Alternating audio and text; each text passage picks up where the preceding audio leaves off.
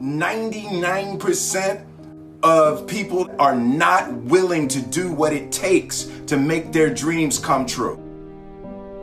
The Marines have a saying, everybody wants to go to heaven, but nobody wants to die. The center of bringing any dream into fruition is self-discipline. You know, something as simple as food and eating. It's not about your body as much as it is about your mind. It's getting command of your mind to be able to choose actions that are in your own best interest. Every day we are choosing that's not in our own best interest. So if the world is attacking you and the world wants to fight you and the world's trying to hold you down, so you're gonna kick yourself in the balls? So you're gonna stop yourself from getting what you dream. And I think the word discipline has kind of gotten a bad name. We think about it in terms of punishment. I'm not talking about discipline in that way. I'm talking about discipline in the sense that you forego immediate pleasure for the exchange of long-term self-respect. I believe that self-discipline is the definition of self-love. That when you say that you love yourself, that means that you have behavior towards yourself that is loving. Self-discipline is the center of all material success. You cannot win the war against the world if you can't win the war against your own mind.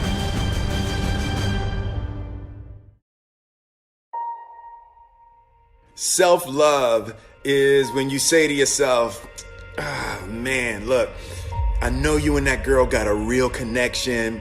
I know y'all vibe, but that's your girl's cousin. So I love you too much to let you do that.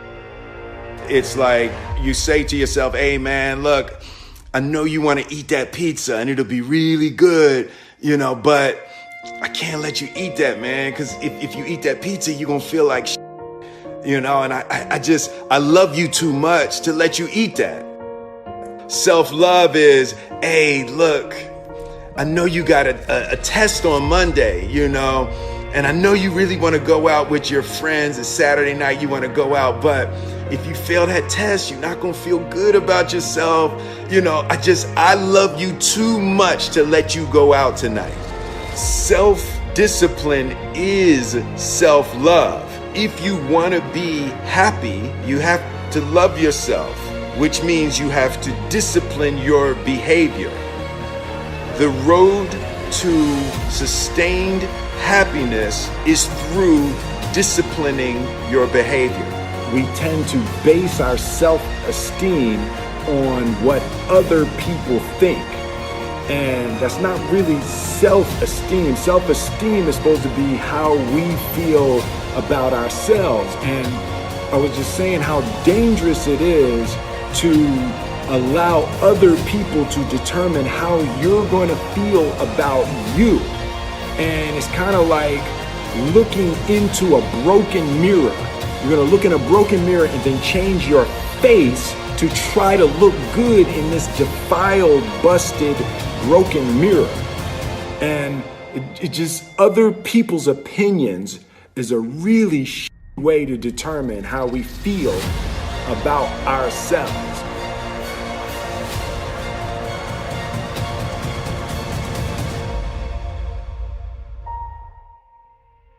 It don't matter whose fault it is that something is broken if it's your responsibility to fix it. For example, it's not somebody's fault if their father was an abusive alcoholic, but it's for damn sure their responsibility to figure out how they're going to deal with those traumas and try to make a life out of it. It's not your fault if your partner cheated and ruined your marriage, but it is for damn sure your responsibility to figure out how to take that pain and how to overcome that and build a happy life for yourself.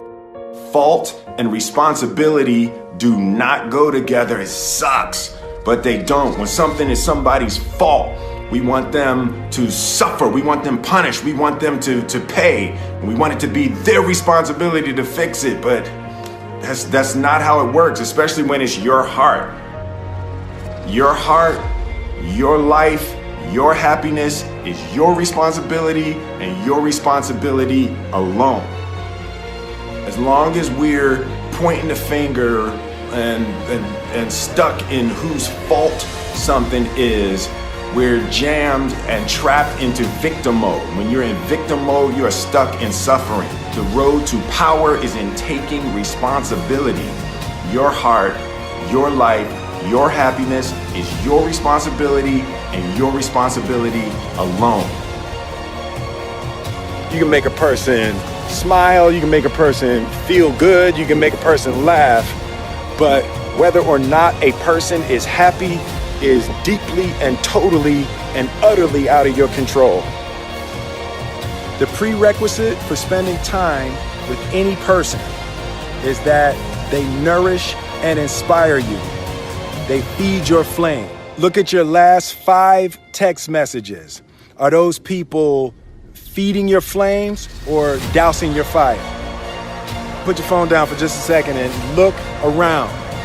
Look to the people around you.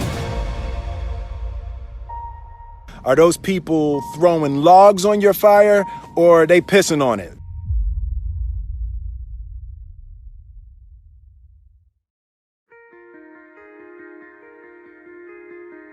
I want my life, I want my work, my family, I want it to mean something. And it's like, if you are not making someone else's life better, then you're wasting your time. The separation of talent and skill is one of the greatest misunderstood concepts for people who are trying to excel, who have dreams, that want to do things. Talent you have naturally. Skill is only developed by hours and hours and hours of beating on your craft. You don't try to build a wall. You don't set out to build a wall. You don't say, I'm going to build the biggest, baddest, greatest wall that's ever been built. You don't start there. You say, I'm going to lay this brick as perfectly as a brick can be laid. There will not be one brick on the face of the earth that's going to be laid better than this brick that I'm going to lay in this next 10 minutes. And you do that every single day. And soon you have a wall. And soon you have a wall. And I think psychologically, the advantage that gives me over a lot of people that I have been in competition with in different situations is it's difficult to take the first step when you look how big the task is.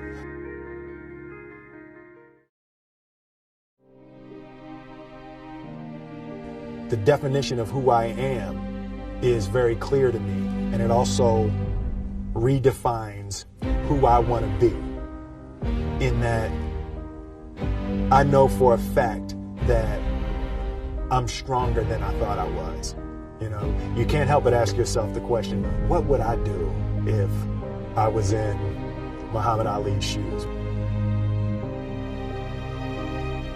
I'm motivated by fear. I hate being scared to do something. And I think what developed in my early days was the attitude that I started attacking things that I was scared of. Why were you scared in your bed the night before? What do you need that fear for? Just don't go. Why are you scared in your bed 16 hours before you jump?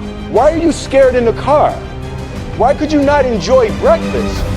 Fear of what? You're nowhere even near the airplane. Everything up to the stepping out, there's actually no reason to be scared. It only just ruins your day.